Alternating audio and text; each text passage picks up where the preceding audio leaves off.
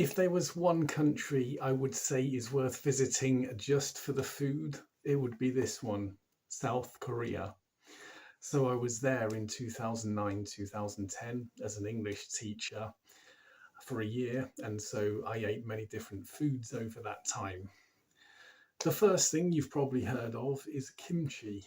So kimchi is fermented cabbage, sometimes with bits of onion or other vegetable, with spices. And so it has a sort of spicy, vinegary taste, which is very nice. And it's served as a side dish to main meals, and you can pick at it with your main dish.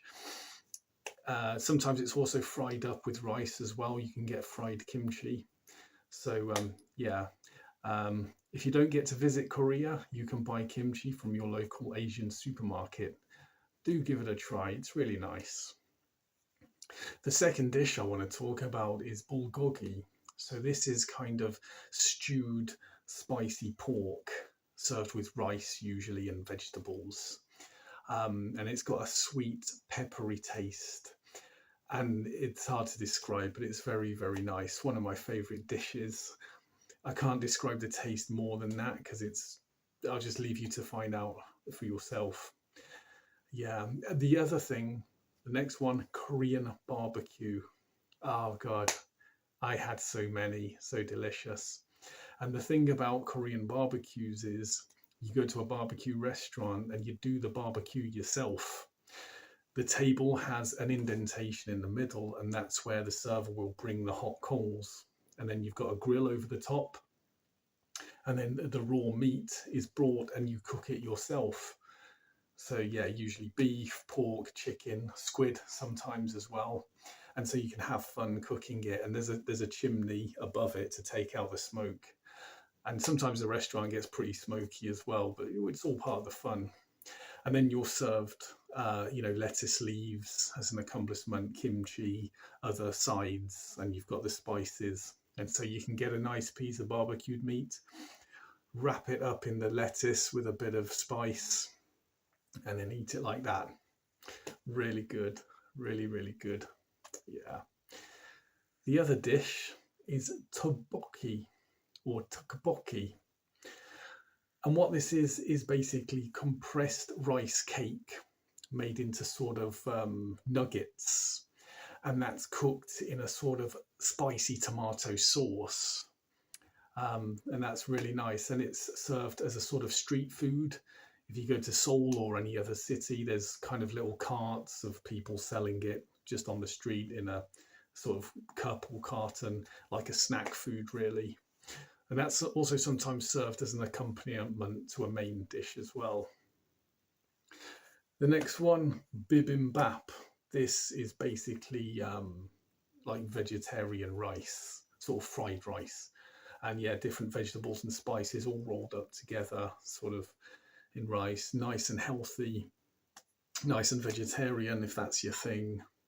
Oh, yeah, the thing I should say about South Korean food as well, it's so healthy because they don't usually fry, and if they do, it's only shallow fry. They usually boil, steam, or barbecue, so there's no extra fat going in. And they use a lot of lean meat and vegetables, so it's low fat. So it's really healthy. I mean, I lost a lot of weight when I was there inadvertently as well, just from the healthy cuisine. Um, yeah, so it's a great place to go if you want to lose weight and have a delicious time too. All right. The next thing I want to talk about is the street food. So there's all types of street food in the streets of the cities and towns. I remember squid, like barbecued squid. That's just so good.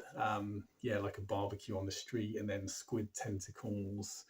And then you can also get other barbecued items as well and eat it on the street. That's what I loved. I love the street food. There's a sort of social outdoors element to it as well. Yeah. Um, Noodles as well. Um, you can buy different types of noodles from the supermarket and you'll be served them in restaurants too. You've got the thin ones, then the thicker ones. I actually prefer the thicker ones they're just a bit more substantial and a bit more chewy, which I like. But talking about squid before, yeah, you can buy squid from the fishmonger, chop it up and add it to noodles that you boil at home. That's what I used to do a lot. The thing I love about squid as well, most of the animal is pure meat. You just get it, you slice it open, you rip out the guts. There's a central spine, you take that out, and then there's a beak, and then get rid of that, and then everything else is just pure meat.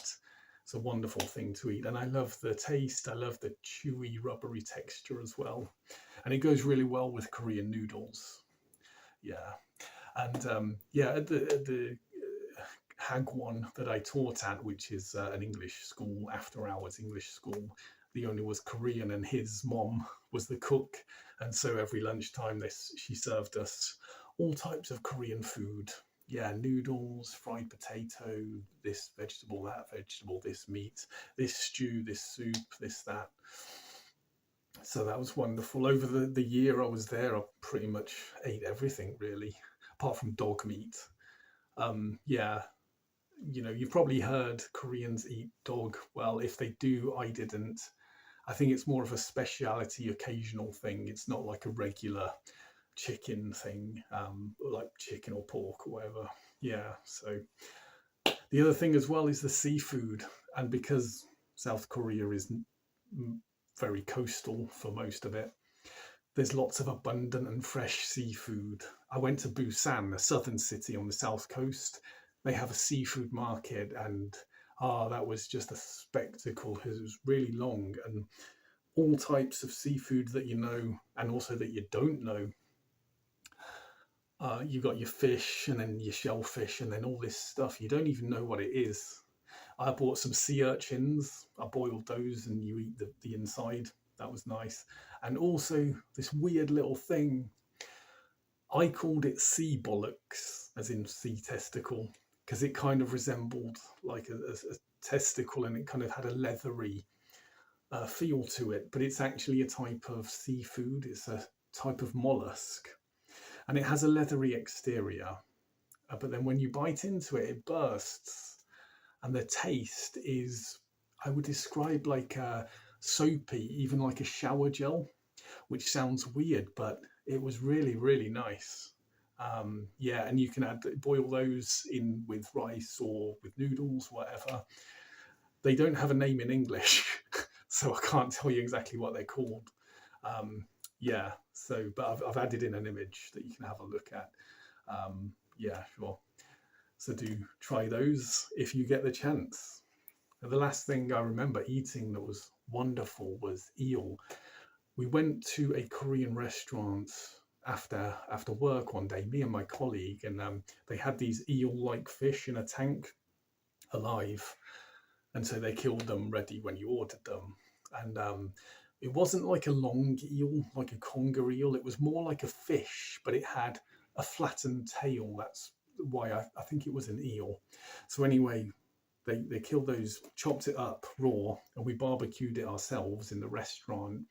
And we ate it with strips of ginger and then lettuce leaf and then a bit of spice. And it was really, really nice, kind of fishy and spicy. Yeah, that makes sense. So yeah, so that's it. Those were my favorite Korean foods of everything I experienced there.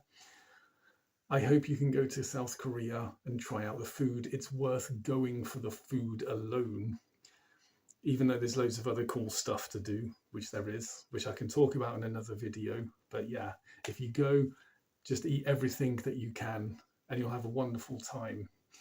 And if you can't go to South Korea, at least go to your local Korean restaurant or even your Asian supermarket. See what you can find. You can find kimchi. You can probably find tteokbokki, maybe. I don't know, but check it out. Anyway, thanks for watching. Let me know what you think in the comments, and I'll see you in the next one.